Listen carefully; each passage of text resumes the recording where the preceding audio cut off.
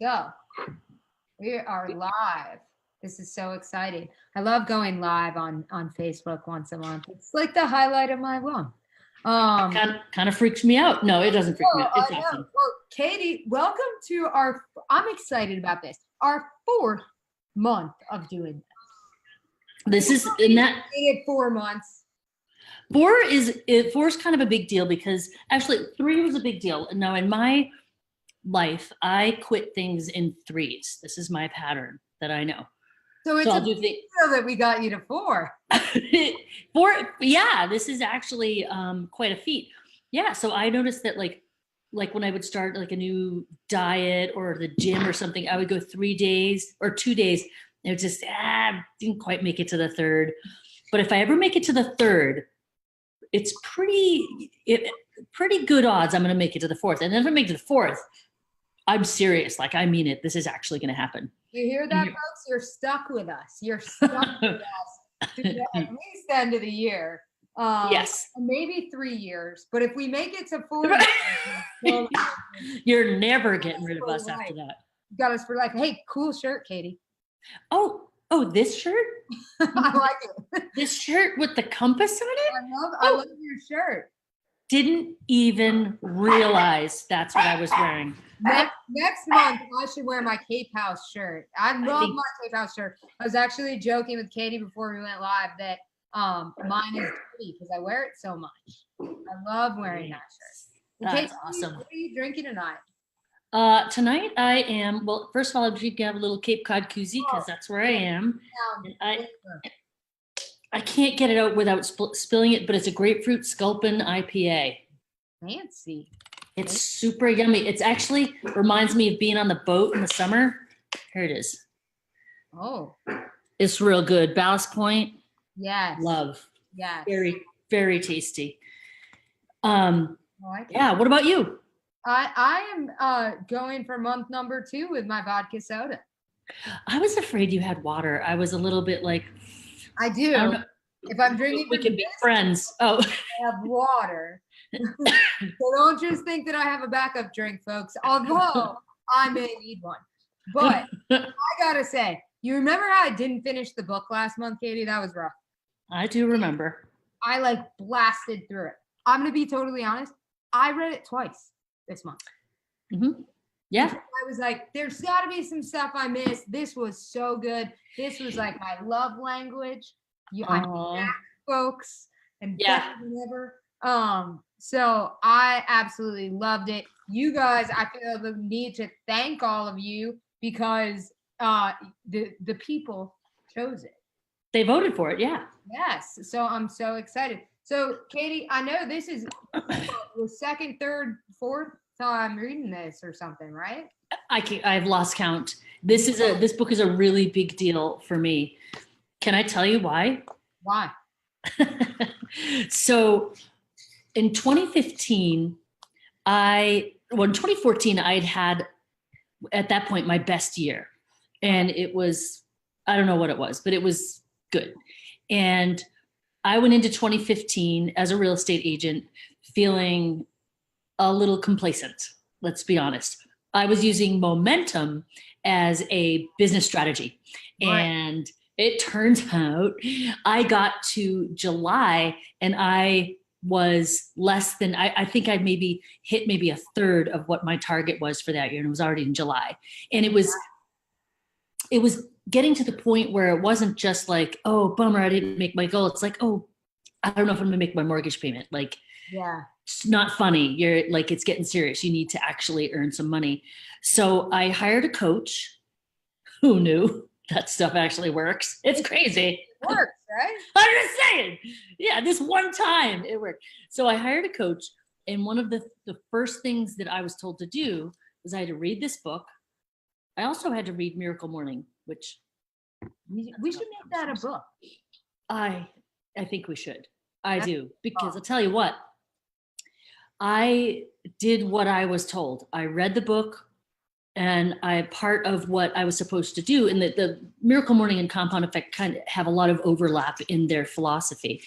But I got into routines in the morning of someone getting into something over there. What's that dog? of doing little things, like little things. I just had to, like, for a while there, I had to fill a half a page with affirmations, which, by the way, I didn't really believe. I actually thought affirmations were just a nice way to say lies that you tell yourself when you're really depressed. I have come around. Affirmations. Maybe. What's that? I said, for some, they may be. No, that's how it started for me. I thought it was a big joke, and I was like, whatever, let's see what happens. And then I had to have another half a page with things that I was grateful for, which was hard to find because things were not great. So I did this. Long story short, this is not all I did, but what it did was it absolutely had an impact on my mindset. By the time I finished the year, a buyer that I've been working with for 3 years, just constantly showing properties, 3 years, their budget was like 2 to 3 million, which is amazing because the average sale around me is like 400. Okay. So I was very excited about this. They finally bought a house in December for $5 million. I got a $2 million referral. I closed all these different other things, all these other different things started to come, like just stuff started to pop.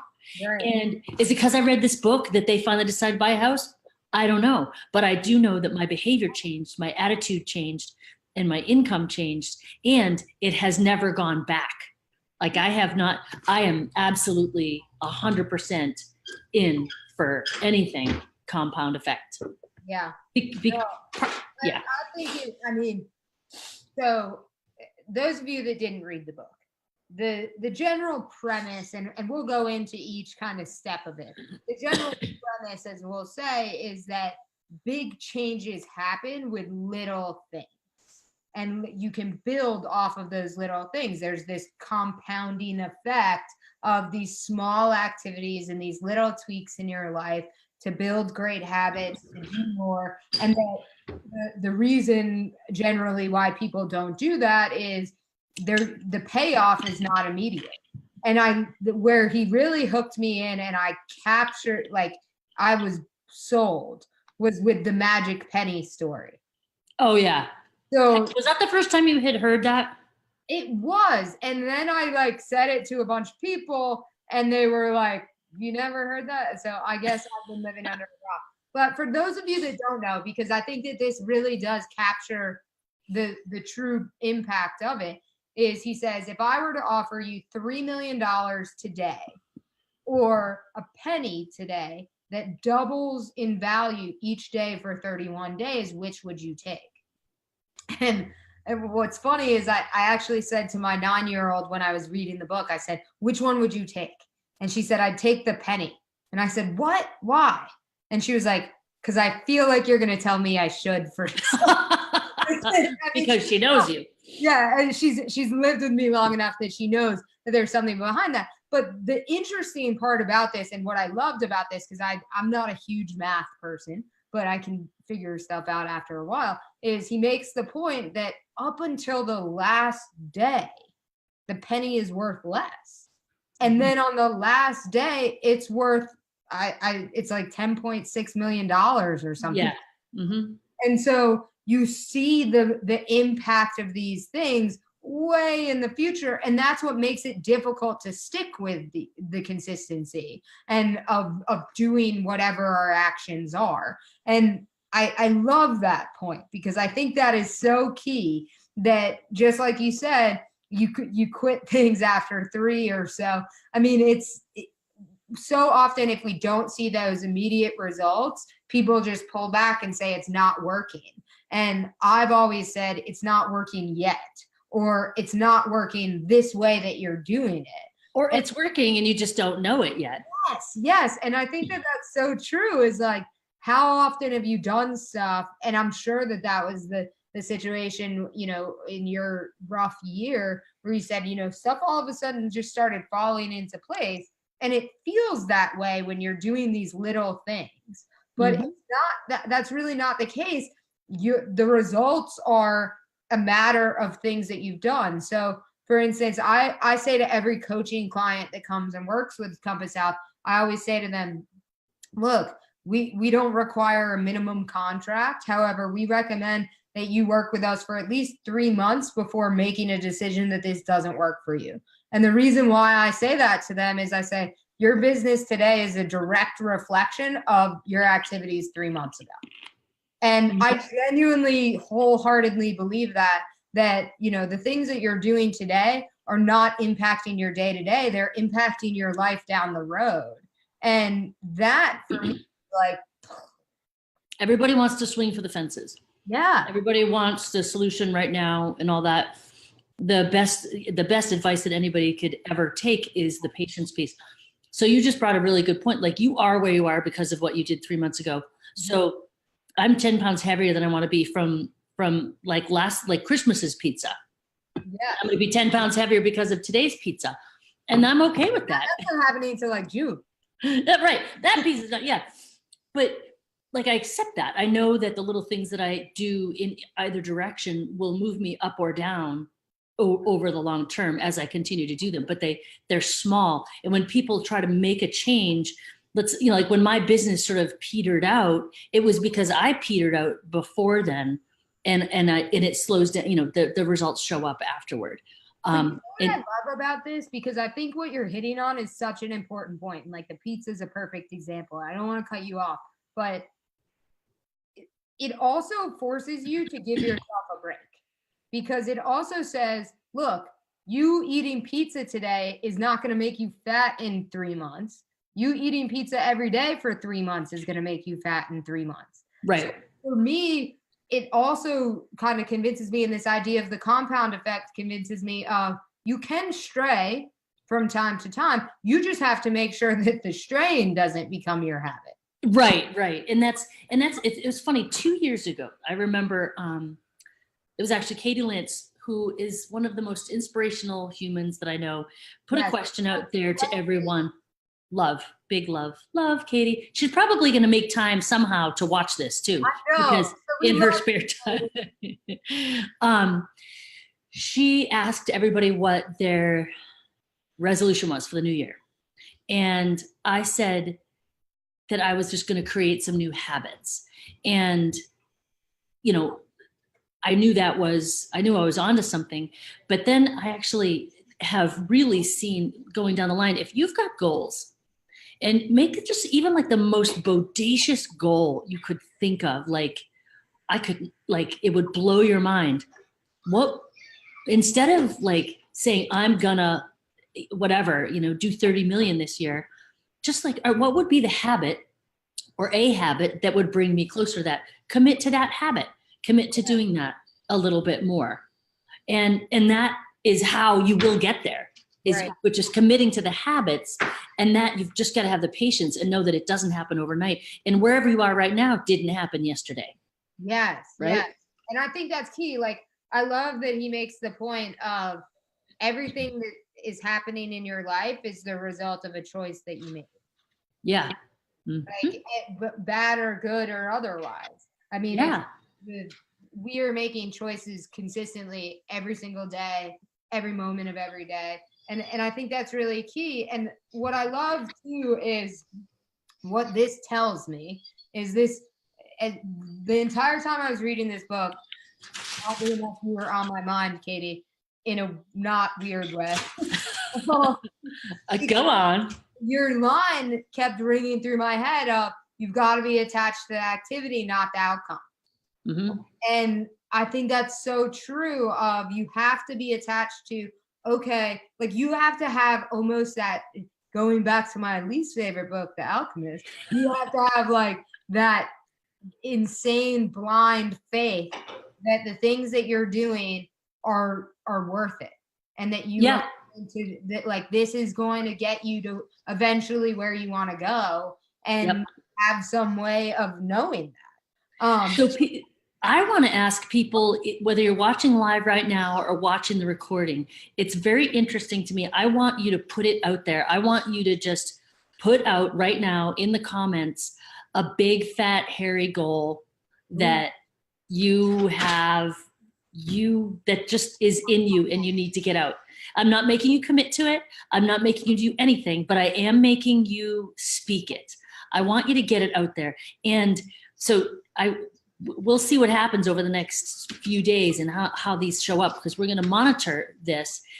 And when you do that, the natural question that I have for you is, what is a habit that you could start? What is a tiny thing that if you did on a regular basis, regular means most of the time, not all the time, that would lead you closer to that? Because like Alyssa and I are sitting up here, we are as human as you get. And at the same time, we both are, doing pretty well in our games, like we do pretty well, but we're not different from you. We're so freaking human. Both of us came in on two wheels to this one, like, we both read the book and all that good stuff. Time to make my drink, so there was that. I still haven't finished my dinner. I decided to just get ready for bed before I did this, because I had a great day, but it was a hard day in a lot of ways too. I'm like, nope, I am just. So like, we are, whatever your problem is, I promise you we've had one very similar to it or worse. Yeah. To contend with. But what we have done, we pummel ourselves with this kind of stuff. We're constantly putting ourselves around people who make us better. We are challenging ourselves, and we do. I think I know you do, because I see you actually post some of the stuff that you do every day, and it moves you closer. Go ahead. At the same time, because I think this is important, is like, you're right. You and I sit up here, and I think a lot of people sit up on stages and they sort of seem a little invincible. And I don't say this to be full of myself, because I'm not. I want you guys to know how human we are, where a lot of you guys that know me know that, I wake up really early in the morning. And one of the things that I've started doing more recently for my relationship, because my wife was like, you were quite literally never around in the morning when I'm waking up. And so like, we just don't see each other because you're exhausted by the time I come to bed at night, and like, we just don't talk.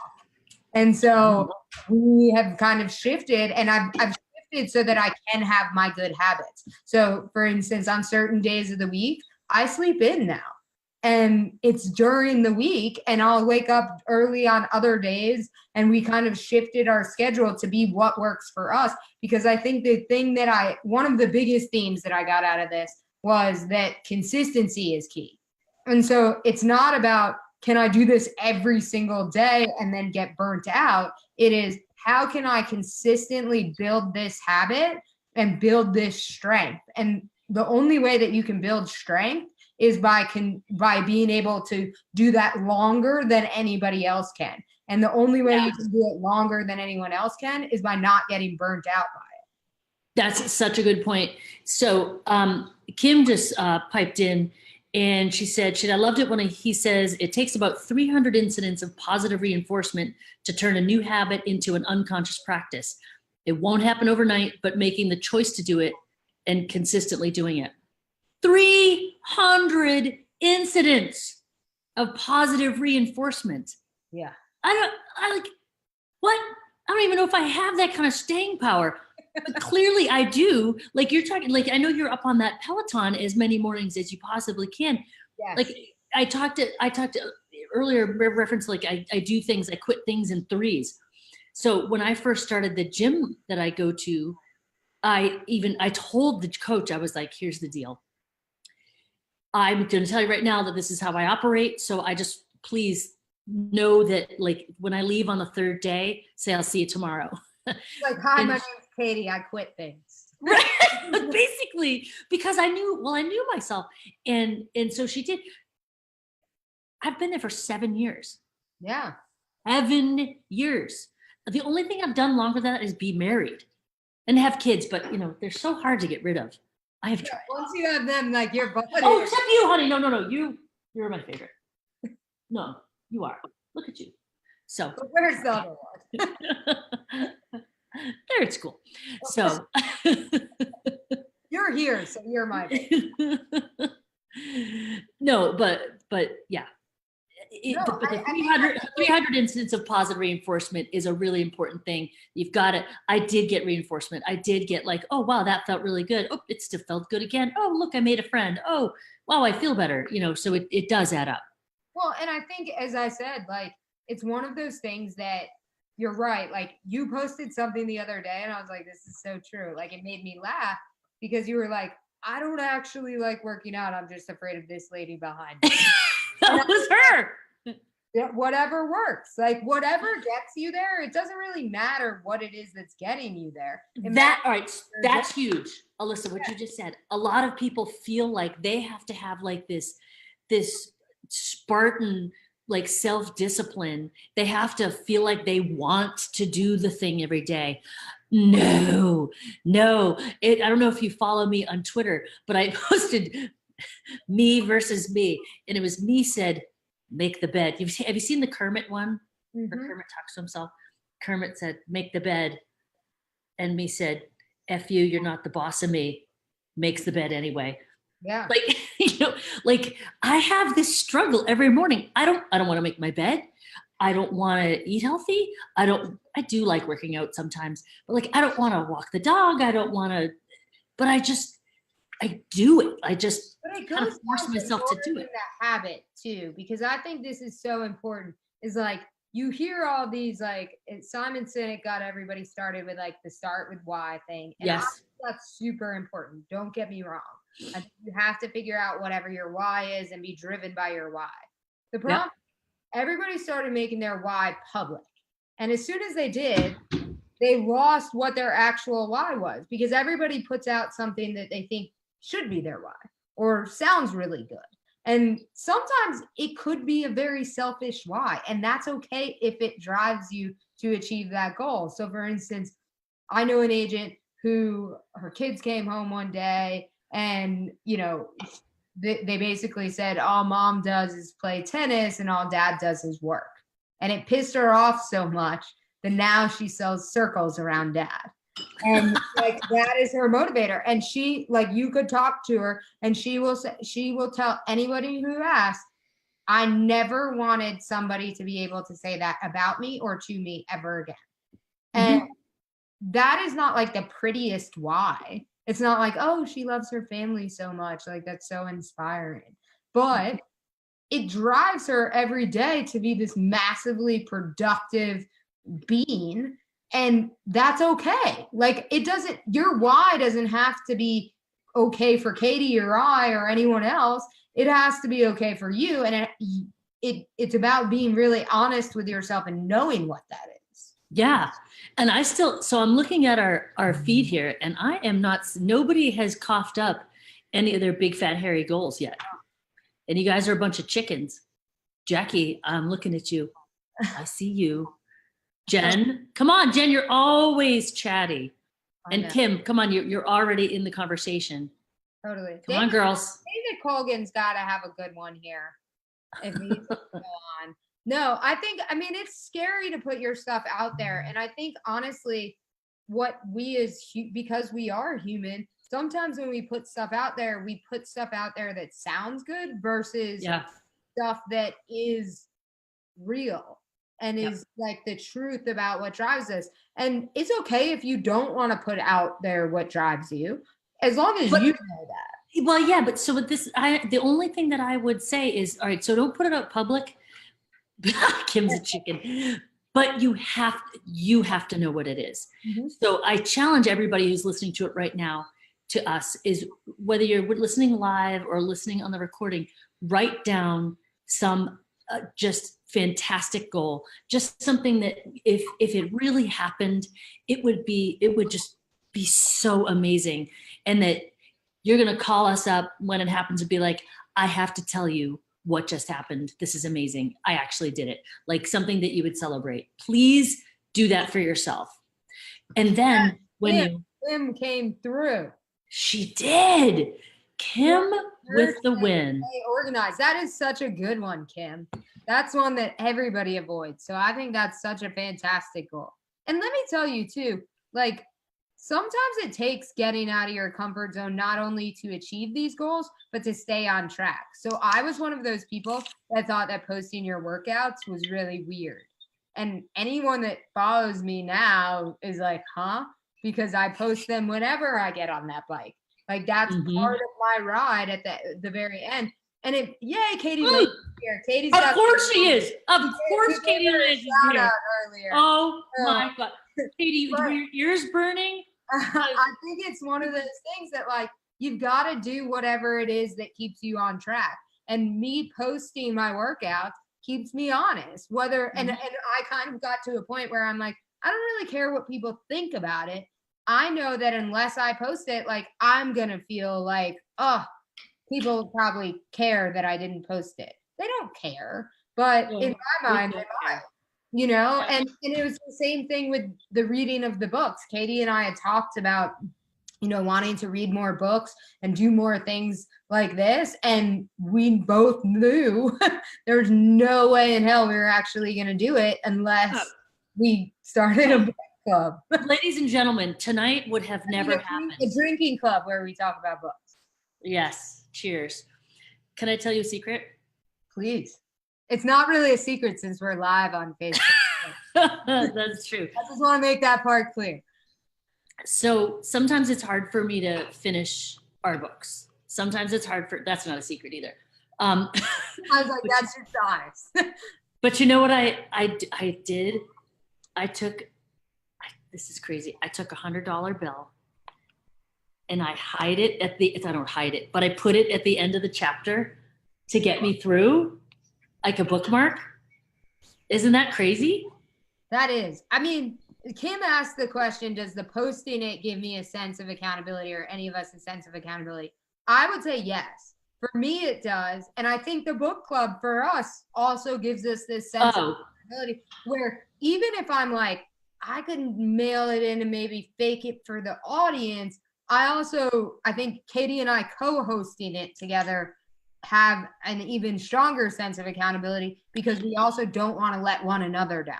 Like, I don't want to put it all on Katie's plate of like, hey, you got to host this tonight because I didn't do anything. It's almost like group projects kind of thing. Like, didn't you hate that person in school that was part of your group for a group project and never did anything? Mm-hmm. So, go ahead. Oh, I was just going to say, I wonder if anybody looked at, so in the back of the book, they're kind of microscopic. You can see assessments, worksheets and the assessments. Well, you can go and you can print them out. And I just want to show you what they look like. You can get that nice big, and this is an exercise, and I actually went through and did these exercises the first time I read it. And it's pretty awesome to look back. Not only is it a good exercise to do while you're doing it, like this whole gratitude assessment is especially good when things are challenging, because it forces you to go into a really positive mindset. But they walk you through each of these, through each chapter. And I'm a fan too of going through these assessments. So obviously the compound effect has them, but there's other books in general that have these assessments. Actually, our book for next month has some too. And I'm a fan. I try to go through these assessments actually at least once a year, more frequently if I need. And I go through them during my business planning, because a lot of the time this stuff shifts over the course of a year or many years or a few months. Different things become priorities, and you get driven by different things too. So I think it's important that these assessments are not so much one and done as they are, you should just keep doing them. Yeah. Sorry, I just had a little audio issue. That's okay. And then kind of follow up on your $100 bill, because I love that.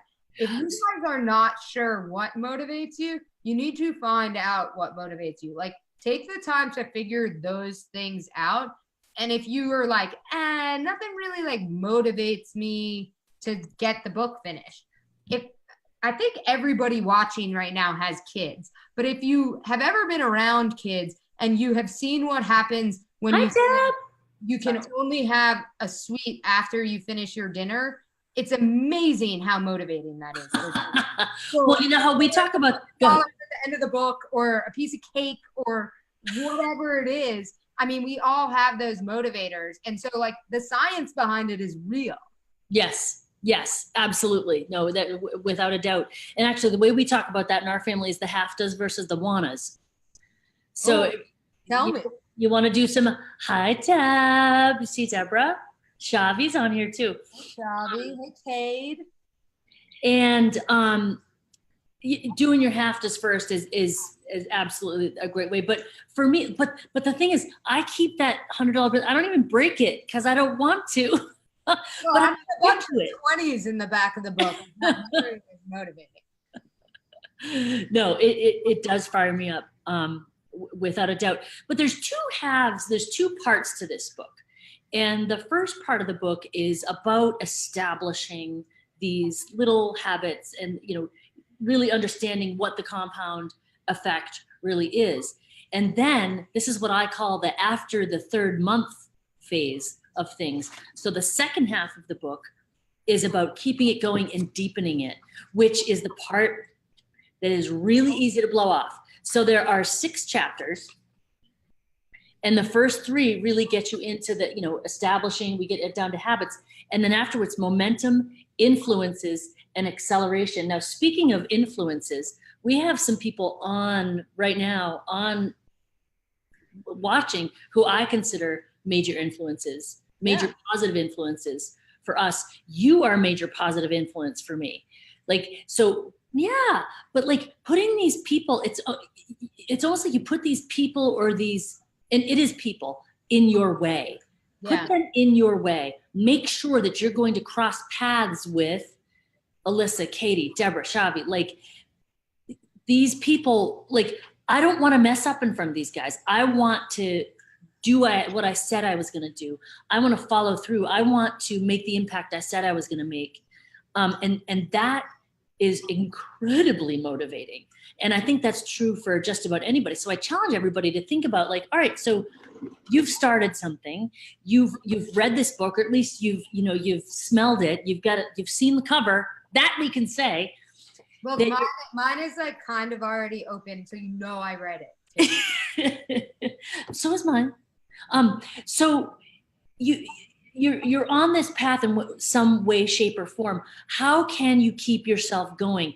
Do not try to do this alone. It is so much harder to do any of these things, to grow to alone is, and a lot of us feel like we should have this, Spartan sense of discipline and sacrifice. And yes, without a doubt, discipline and sacrifice will play a huge role in your success, but it doesn't mean you have to be alone.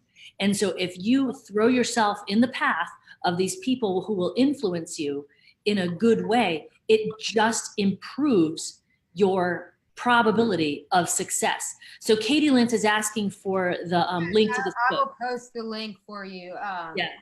We'll get you a link. I don't know if it's in time, but we'll get you a link. But no, I totally agree with you. And so I had unexpectedly this really great conversation with my daughter, Sunny, earlier this afternoon, where we were talking about charity. And they make the point in this book that the difference between highly successful people and really remarkable people isn't necessarily that they're really good at this stuff or that they really enjoy these tasks. It's just that they do them anyway. Do it anyway. Yes. And we were having this conversation because she's making those rubber band bracelets, and she's doing it for a charity to benefit Make-A-Wish Foundation. And I explained to her what Make-A-Wish Foundation does and all of that stuff. And I pointed out to her, I said, look, when you're 9 years old, or really any age, it's not that this is fun. And it's not that you are just so motivated by the sense of giving that you're happy to do it. No, especially as a 9-year-old. Right. And I said to her, I said, absolutely. And I said, but what motivates me to want to help with those things is I think about, God forbid you were ever in that situation, Sunny. I would hope that somebody would help us. Yep. And that for her really resonated. I think it's so important is sometimes it doesn't necessarily take, I just really want to do this. It takes putting yourself in the shoes of someone else, of like, I hope if I'm ever in that situation, somebody helps me.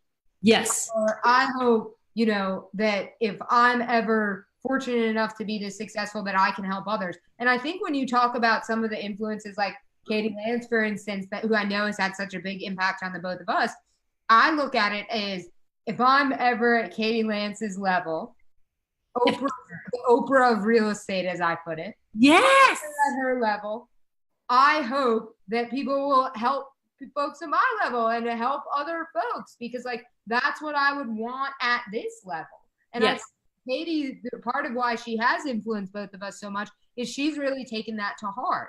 And so many other people, at least in the real estate industry, but in general, of having kind of that duty to perform because they're driven by something else, Yes. Yep. 100%. And that's where, and so I like to pay attention to the second half of a lot of these books, because sometimes people don't get to that part. Yeah, I was gonna say. Okay. I loved your point about influences. Yeah. And I think that's so much more than what I love is that he expanded it beyond people and environment necessarily, which is what I think most of us think of as influences, but he expanded it into content. And I think, I mean, this isn't a political or societal comment. Oh, whatever. We're all friends here. Also, this is our show, so. Yeah, that's but, like, there's a lot of really toxic stuff out there that you could get caught up in. I mean, crap, like you look on Facebook, you could get caught up in a Facebook thread all day. Yes. You have to focus on the stuff that you're pouring into your life, because that will shape all of your activity. Yep. I want to, what are we doing for time? Oh, we're doing great on time. I want to go to the end of chapter, I think it's end of chapter 6, acceleration. So, what page? So we both got really excited about influences, which I think, as you just recommend, like that might be the one thing that I could say that would be a huge takeaway for everybody from this, is just put yourself in the right place. Put yourself around the people who are being and doing things the way you want. It will rub off on you 100%. But the acceleration, I love the concept of the moments of truth. So this happens athletically. It happens professionally. It's where the guano hits the fan. It's where the rubber hits the road. It's where just, it really, like, we can talk about, oh, every morning I write my affirmations. Yeah, but did you pick up the phone today? Yes. Make the hard phone call. Yeah, but did you, write that blog post that you said you were going to do once a week? Like, did you actually do the thing that's hard? Did you do the thing? And that is where, this is where I think the most growth and this is where truly the acceleration happens. Where, and honestly, okay. All right. I used to be allergic to conflict, like, blah, and discomfort. I've always loved it. Oh, no, I'm totally kidding. So used to be allergic to conflict and discomfort, and I would do a lot of things to not feel it and to avoid it. Oh my gosh. Not only is it just like a bad habit and, not good for you, that's where the good stuff is, you guys. That's where the good stuff is. Talk about accelerating. Like so from like when you're working out and you're riding your bike or you're doing whatever you're doing, you are like, okay, I'm going to die now. I'm definitely so close to death. I should probably slow down. This makes complete sense. If I just back it off, nobody will know. And they're like, but you've got more in you. You know that, you've been training. You're so ready to go. Take it to the next step. Just go a little bit further. And then you're like, the lid is off. The lid is off. One of the best pieces of advice I ever got as an athlete was, And I was like, no, this isn't a real thing. She's like, you guys are, go along in your comfort zone. And I was like, comfort zone? Are you kidding me? I'm killing myself here. And the coach was like, I'm so uncomfy right now. But I really was like, I'm like, you cannot possibly call this a comfort zone. I am dying every time I do this workout. Doesn't matter what the sport is. Okay, whatever it is, I'm doing this and it hurts every time I do it. She's like, yeah, but it's the same hurt every time. Same hurt. How are you going to get better? That's not where the good stuff is. So like, let me blow your mind here. So would you say it's not as much about who you are and more about who you need to become? Well, absolutely. That's the thing, is so many of us are kind of trapped in this sense of like, but this is who I am and this is how I've always done yes, it. Yes, yes. Like, this is my routine. And if I'm way guilty of this because I love a good routine because I love my habits. But like, you get on your routine and you get in like but this is it. And you don't, like, we lose complete focus of, if I would let go of that, then I could become the person either that I'm meant to be or I need to become to achieve like these great, amazing things that we don't currently see ourselves as capable of, because frankly, currently we're not capable of. No, it, like, stop right there. It is true. It is 100%. It is true that you cannot do the thing, whatever it is, you cannot do it because you believe that. I cannot do the thing. Whatever, I don't even know what an example would be. There's so many things I cannot do that I believe I cannot do in my brain. So therefore, I will not try. But eventually, if you keep working and you know that is in your path to get you to this ultimate goal, you're going to meet it eventually. It's going to show up and you're going to have to do that thing, or you're just never going to be what you say you want to be, and then what you say you're going to be. Yeah, but I mean, we do this. I mean, I face this with folks all the time. We do this in goal setting. We do this in day-to-day life, where we operate within kind of the lines of what we are now, what we're capable of now. And this is why what you see happen with careers is you see them kind of build and then you see them plateau. Yeah. Because they get to here and they're sort of like, man, like, I'm busy. This is kind of maybe the balance that I want. Like, I don't know that I want to do more. And they just kind of plateau, when in reality, these small tweaks can get you to really grow, and you can evolve and become somebody more than what you even realize right now. Yes. And again, the metaphor of your discomfort comfort zone. Mm-hmm. Like, I'm okay being this uncomfortable. And you can walk around and you can be like, I've been smug about this. Oh my God, I really went out of my comfort zone. This was tough. I really had to dig deep to get that one. I'm like, yeah, it's the same deep digging you did yesterday, which is great for a while, but then it's not. But then back to the point of like, it's not like it's comfortable for anyone. It's not like it doesn't suck. It sucks. Great people and high performers just do it anyway. Yes. And the just doing it anyway, I think, is where I will say I've got that little piece figured out today, that the just doing it anyway. And I don't know how, honest to God, I literally up in my bedroom 2 days ago was like, the whole thing, make your bed. F you, you're not the boss of me. I'm not making I make the bed. Do it. But then I come home and my bed's made. And I'm like, yes, go you. Good job. You made the bed. Which seems absolutely. And I look back on those tough situations, those tough days, all of that stuff. And I look back and all of the stuff like where like you get the little angel and devil on your shoulder kind of situation. And like every time the devil was like, don't do it. You could just hang out. Don't go work out. Or nobody will know. Whatever. Like, and then I did it anyway.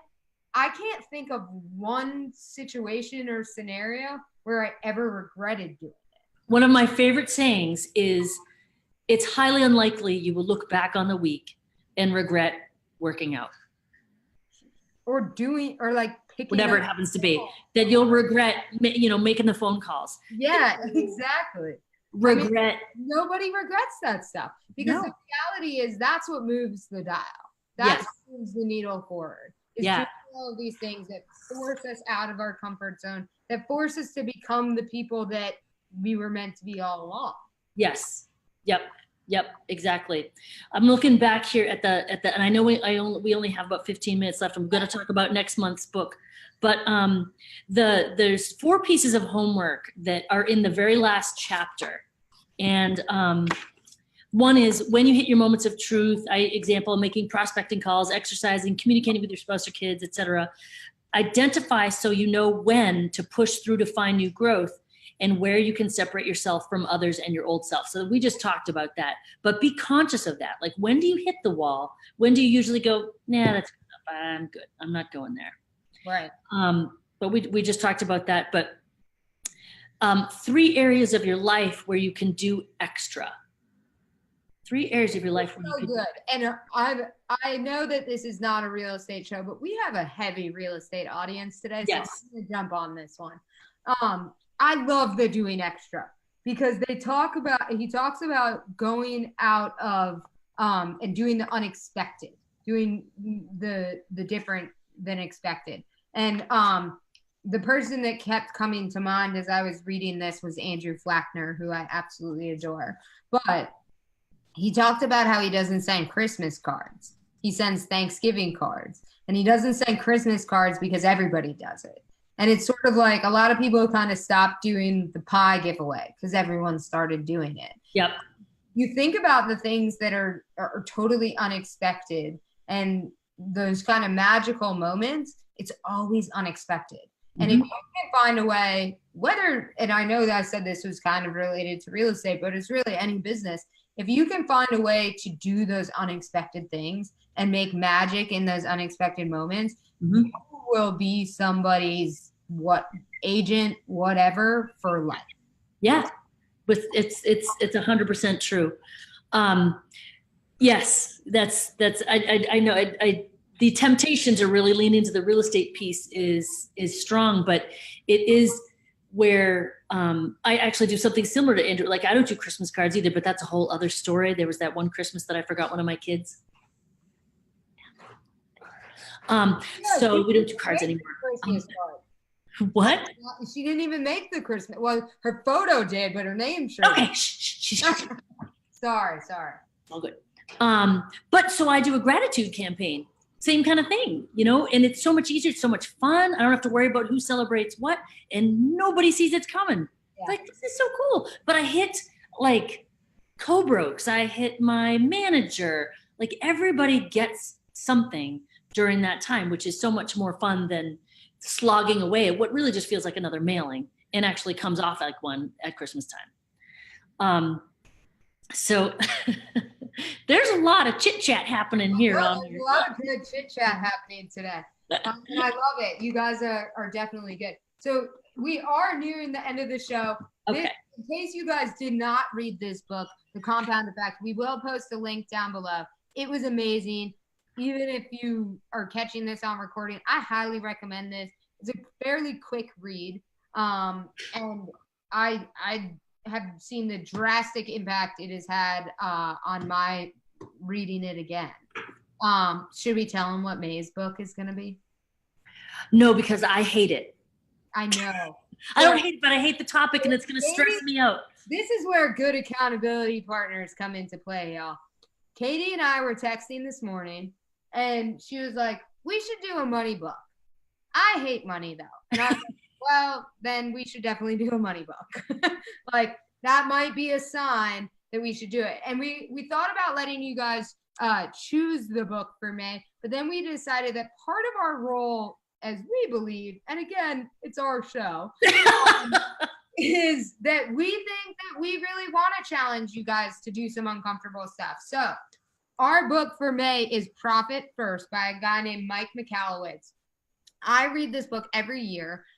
Gwen Dobbenmeyer is who introduced me to this book.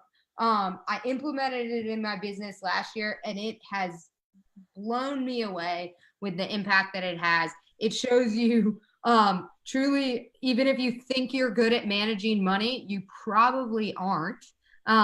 Is what this book has taught me, which means Katie's totally.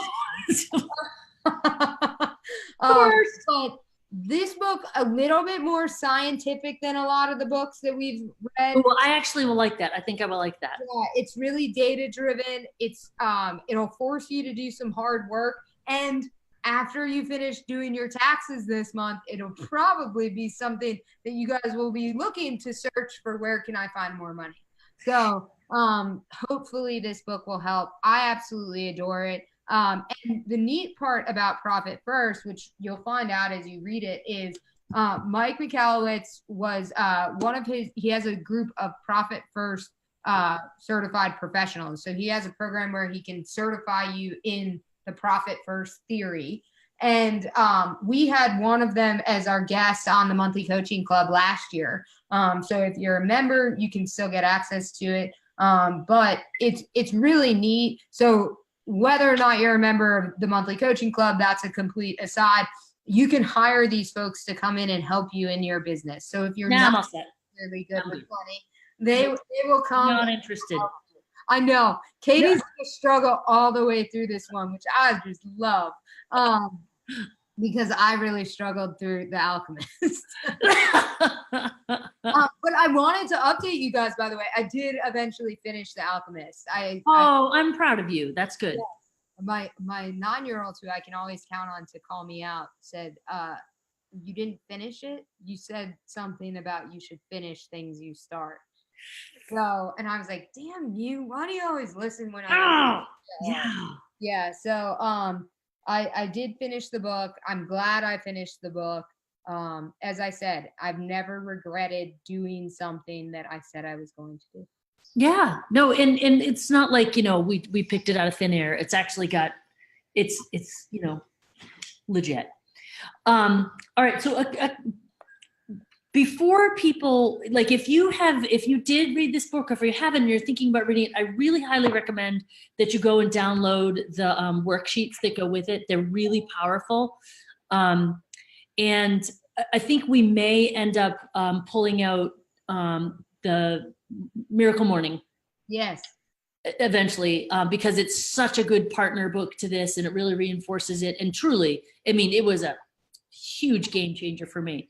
But yeah, so we want that to be the case. So as Katie and I said at the beginning, in case you hopped on a little bit later, this being our 4th book, what I have found, and I don't know about you, Katie, but what I have found is I feel like as I'm reading each book, I'm also taking along the stuff I've brought from the other books.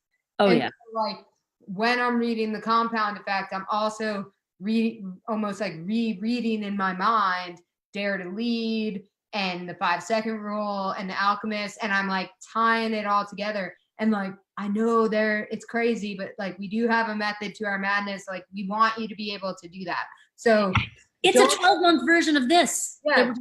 Don't read these books and then be like, okay, we're done with that one. Like, I don't need to keep that in mind. Like part of it is how they all weave together. Yes. Yeah, for sure.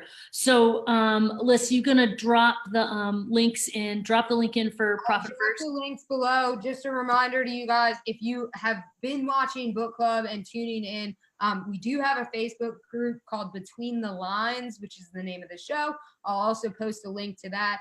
Just you have to request access. We drop in access, and that's how you can continue the conversation after we refill our cocktails and all of that. Yes, mine's empty. I know, mine is too. Which means the show must end. I'm sorry, guys. We're out of gas. Absolutely. Well, you guys, thank you so much for showing again. We loved having you. We will be back on our normal night. Yes, the Thursday of May. The Thursday of May, which is, I believe, the second. I think it's the second. I don't know. And I'm using all my electronics for. I know mine are completely occupied. Whatever the first Thursday in May is, that's when we'll be back on, and we cannot wait to have you. And truly, we're again Profit First. I'll drop the link. But thanks again. I hope you guys have an awesome April, and that's Yes. not an April Fool's joke. Also, Oh yes. it's my birthday month. Oh wow. So Why? yeah, That? happy birthday to me. All right. But now I just have ice. Okay. All right, guys. Love you all. Thank you so much. See you guys next month. Bye.